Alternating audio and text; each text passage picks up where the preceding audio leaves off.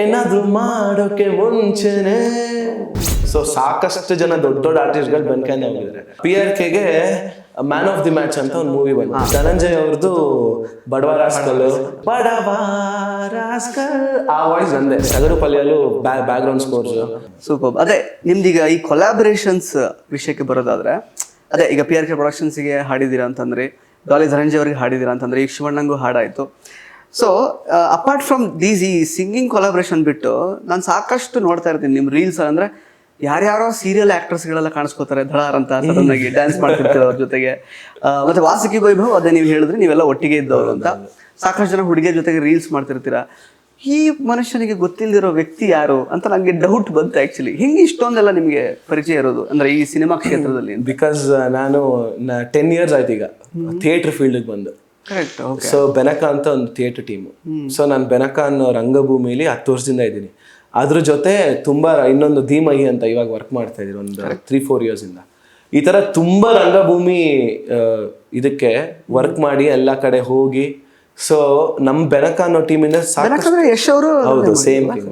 So ಸಾಕಷ್ಟು ಜನ ದೊಡ್ಡ ದೊಡ್ಡ ಆರ್ಟಿಸ್ಟ್ಗಳು ಬೆನಕದಿಂದ ಹೋಗಿದ್ದಾರೆ. ಸೊ ಆಲ್ಮೋಸ್ಟ್ ಎಲ್ಲ ಅಲ್ಲಲ್ಲೇ ಸಿಗ್ತಾರೆ. ಅಲ್ಲಿ ಕ್ರಿಯೇಟ್ ಆಗಿರೋ ಬಾಂಡ್ ಇನ್ನೂ ಕಂಟಿನ್ಯೂ ಆಗ್ತಾ ಇದೆ ಹಂಗೆ.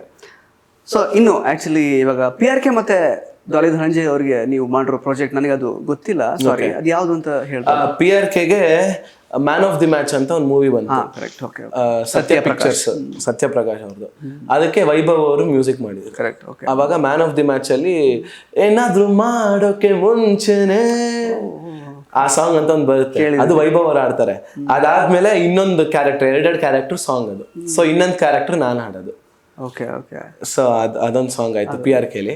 ಅದಾದ್ಮೇಲೆ ಧನಂಜಯ್ ಅವ್ರದ್ದು ಬಡವ ರಾಸ್ಕಲ್, ಅದ್ರಲ್ಲೂ ಅಷ್ಟೇ ಬಡವ ರಾಸ್ಕಲ್, ಆ ವಾಯ್ಸ್ ನಂದೆ. ಸಂಜೀತ್ ಅವ್ರದ್ದು ಸ್ಟಾರ್ಟಿಂಗ್ ಇಂದ ಬರುತ್ತೆ ಫುಲ್ ಸಾಂಗ್.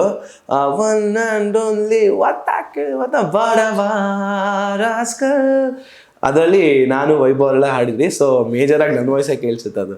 ಅದೊಂದು. ಅದಾದ್ಮೇಲೆ ಟಗರು ಪಲ್ಯ, ಆಮೇಲೆ ಟಗರು ಪಲ್ಯಲು ಬ್ಯಾಕ್ ಗ್ರೌಂಡ್ ಸ್ಕೋರ್ಸ್. ಅದಾದ್ಮೇಲೆ ಹರಿಕತೆ ಇಲ್ಲ ಗಿರಿಕತೆ, ರಕ್ಷಿತ್ ಶೆಟ್ಟಿ ಅವ್ರದ್ದು. ಹರಿಕತೆ ಇಲ್ಲ ಗಿರಿಕತೆ. ಅದ್ರಲ್ಲಿ ಒಂದು ಇದು ಬರುತ್ತೆ, ಅದಪ್ಪ ಅಡ್ಗೆ ಮಾಡೋ ಸಾಂಗ್. ಸೊ ಅದಕ್ಕೆ ಬ್ಯಾಕ್ ಗ್ರೌಂಡ್ ಸ್ಕೋರ್ ಮಾಡಿದ್ರಿ. Almost movie full back ground score ಮಾಡಿದ್ರಿ. ಆಮೇಲೆ ಇನ್ನೊಂದು ಯಾವುದು ಉಡುಪಿ ಹೋಟೆಲ್, ಅದೇ ಬಡವ ರಾಸ್ಕಲ್ ಅಲ್ಲ. ಸೊ ಅದೇ ಆಲ್ಮೋಸ್ಟ್ ಈ ತರ ವರ್ಕ್ ಮಾಡಿದಿರಿ. ಬ್ಯಾಕ್ ಗ್ರೌಂಡ್ ಮ್ಯೂಸಿಕ್ ಮತ್ತೆ ಟೆಕ್ನಿಕಲ್ ಸೈಡ್, ಸಿಂಗಿಂಗ್, ಅದೇ ಸಿಂಗಿಂಗ್ ಎಲ್ಲ. ಕರೆಕ್ಟ್. ಸೊ ಅದೇ ಇನ್ನು ಸ್ವಲ್ಪ ಮಟ್ಟಿಗೆ ದೊಡ್ಡ ಬ್ರೇಕ್ ತರ ಈಗ ಸಿಕ್ಕಿರೋದು ನಿಮಗೆ ಈರಪ್ಪನು. ಅಂದ್ರೆ ನೀವು ಒಬ್ಬರೇ ಅದನ್ನ ಹಾಡಿರೋದ್ರಿಂದ ಸೊ ಸಾಕಷ್ಟು ಇನ್ನೂ ಪ್ರಾಜೆಕ್ಟ್ಸ್ಗಳು ಬರುವಂತಹ ಲಕ್ಷಣಗಳು ಸಾಕಷ್ಟಿದೆ. ಯಾವ್ದೆಲ್ಲ ಆಫರ್ಸ್ ಇವಾಗ ಮುಂದೆ ಬಂದಿದೆ ಅಂತ? ನೆಕ್ಸ್ಟ್ ಇವಾಗ ಅಜ್ನೀಶ್ ಅವ್ರ ಜೊತೆ ಒಂದಷ್ಟು ಮಾತುಕತೆ ಆಗಿದೆ. ಕರೆಕ್ಟ್. ಆಮೇಲೆ ಬೇರೆ ಶೋಗೆಲ್ಲ ಬಂದು ನೋಡಿದ್ದಾರೆ, ಪರ್ಫಾರ್ಮ್ ಮಾಡ್ತೀರಾ. ಅವರು ನಮ್ಮ ಹಾಸ್ಟೆಲ್ ಹುಡುಗರು ಮ್ಯೂಸಿಕ್ ಡೈರೆಕ್ಟರ್, ಅದಕ್ಕೂ ಆಡಿಸಿದ್ರು. Correct, hostel ಹುಡುಗರ್ಗೆ ಆಡಿದ್ರಿ. ಆಮೇಲೆ ಅದೇ ಇನ್ ಮುಂದೆ ಪ್ರಾಜೆಕ್ಟ್ಸ್ ಪ್ಲಾನ್ ಆಗ್ತಾ ಇದೆ. ಆಮೇಲೆ ಮೂವೀಸ್ಗೂ ಅಷ್ಟೇ ನೆಕ್ಸ್ಟ್ ಮಾಡ್ಬೇಕು ಅನ್ನೋ ಪ್ಲಾನ್ ಇದೆ. ಆಡಿಷನ್ಸ್ ಅದು ಇದು. ಆಮೇಲೆ ಏಜೆ ಸರ್ ಮಾತಾಡಿದಿರಿ. ಸೊ ಒಂದಷ್ಟು ಆಗ್ತಾ ಇದೆ, ನೋಡೋಣ ಯಾವ ಟೈಮಿಗೆ ದೇವ್ರು ಕಂಡುಬಿಡ್ತಾನೋ ಅವಾಗ ಕೆಲಸ ಸಿಗುತ್ತೆ. ನಾವು ಮಾಡ್ತಾ ಇದೀರಿ. ಅದ್ರ ಜೊತೆಗೆ ನಮ್ದೇ ಒಂದು ಮ್ಯೂಸಿಕ್ ಪ್ರೊಡಕ್ಷನ್ನು, ನಮ್ದೇ ಪ್ರೋಗ್ರಾಮಿಂಗ್, ನಮ್ದೇ ಆಲ್ಬಮ್ಸು ಎಲ್ಲ ಪ್ಲಾನ್ ಮಾಡ್ತಾ ಇದೀರಿ.